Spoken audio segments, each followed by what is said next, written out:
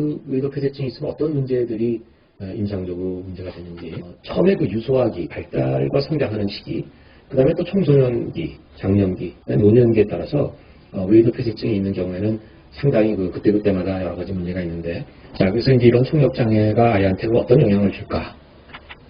우리가 이제 밖에서 공기 진동을 통해서 소리가 이렇게 귀를 통해서 들어오게 되면은 그 소리를 이제 그 달팽이관으로 이제 넣어주게 되는데, 우리가 정상적인 사람이 들을 수 있는 건 두 가지 방법입니다. 공기 진동과 그 다음에 뼈를 진동시켜서 하는 그런 그 골도 청력 두 가지 루트를 통해서 소리를 듣게 되죠.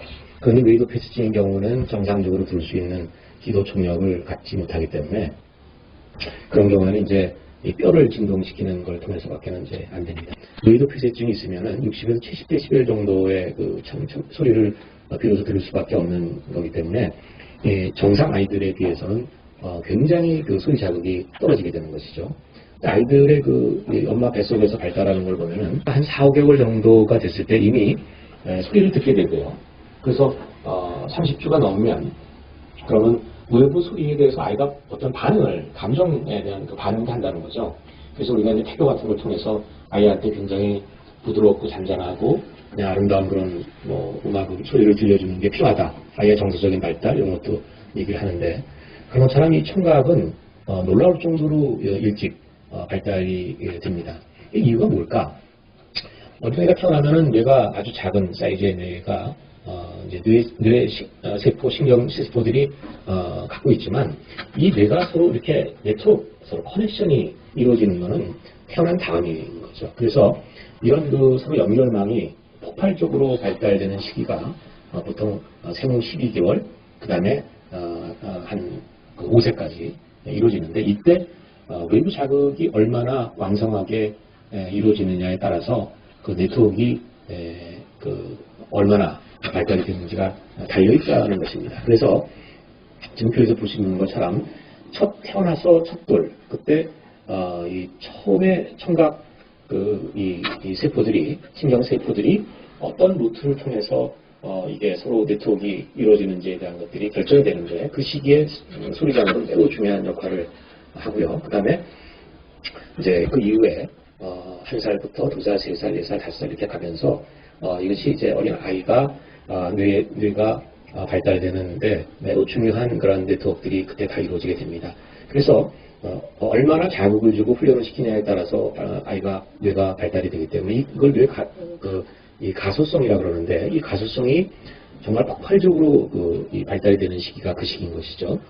그래서 이런 것들이 이제 이루어진 다음에는 이제 그것이 성숙되는 시기가 이제 보통 사춘기 때까지 이루어지게 됩니다. 그래서 이 한쪽 폐쇄증이 있는 아이들이 이제 성장하는 과정에서 학령기에서 어떻게 아이가 성장하고 또 있는지에 대해서 이제 논문들을 보면은, 그 연구에서 보면은 처음에는 전혀 모르고 있다가 뭔가 딜레이가 되거나 문제가 생겼을 때 이제 그때 와서 뭔가 이걸 좀 해야 되겠구나라고 하는 게 대부분이고요.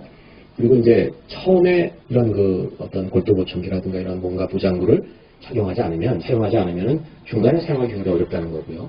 그 다음에 어떤 안면 또는 그 성형 이런 문제, 그러니까 성형적인 문제를 수술을 하고 이렇게 하다가 보니까 나중에 이제 이런 기능적인 면에서는 전혀 고려를 안 하고 사회에 나가서 그때 가서 여러 가지 문제를 호소하는 경우가 많이 있었습니다. 그래서 조기 중재가 굉장히 중요한데, 이 결과들을 보면은 학교의 아이들이 그 한쪽 폐쇄증이 있는 아이들도 양쪽으로 듣는 아이에 비해서 한 20-30% 학교에서 어떤 행동적인 거, 학업 성적이라든가 이런 면에서 조금 떨어지는 경향을 보이는 그 경우가 굉장히 많이 발견이 됐습니다. 그래서 이런 결과들을 통해서 외국 여러 나라에서는 아이가 태어나면은 그 골도보청기를 무상으로 지급을 해서 사용하도록 그렇게 권고를 하고 있습니다.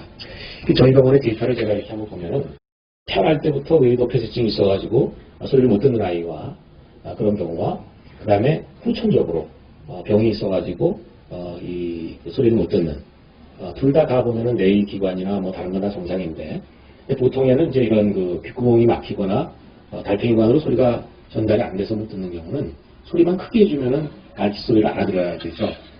그런데 이 두 그룹, 그러니까 선천적과 후천적인 경우에 이제 이 두 그룹을 통해서 말소리를 얼마나 잘 구별하나 봤더니, 뭐 굉장히 잘 듣는 그 그룹도 있지만은 선천적으로 그 전음성 난청, 그러니까 소리가 발비행까지 전달이 되지 않는 그룹에서는 상당히 낮은 그룹, 그러니까 소리를 아무리 크게 해도 말소리를 그냥 구별 못하는 경우가 꽤 발견이 된다는 거죠. 그래서 우리 아이가 그렇게 될지 누가 그렇게 될지 모르기 때문에 우리는 처음부터 어떤 이런 것들을 예방하기 위해서 노력해야 된다는 그런 우리 결론을 얻게 됐습니다. 자, 그러면 이 청력 개선을 할 수 있어서 우리가 할 수 있는 방법이 뭘까? 첫 번째는 수술을 해서 의도 개방을 하는 거죠.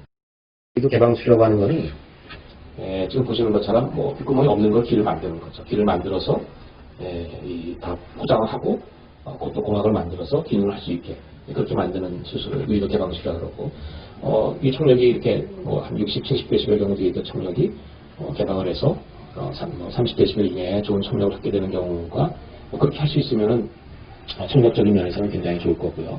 일반적으로 지금까지 저희가 경험한 거한 75% 정도에서는 우리가 기대한 정도의 청력 개선을 가질 수가 있었고요.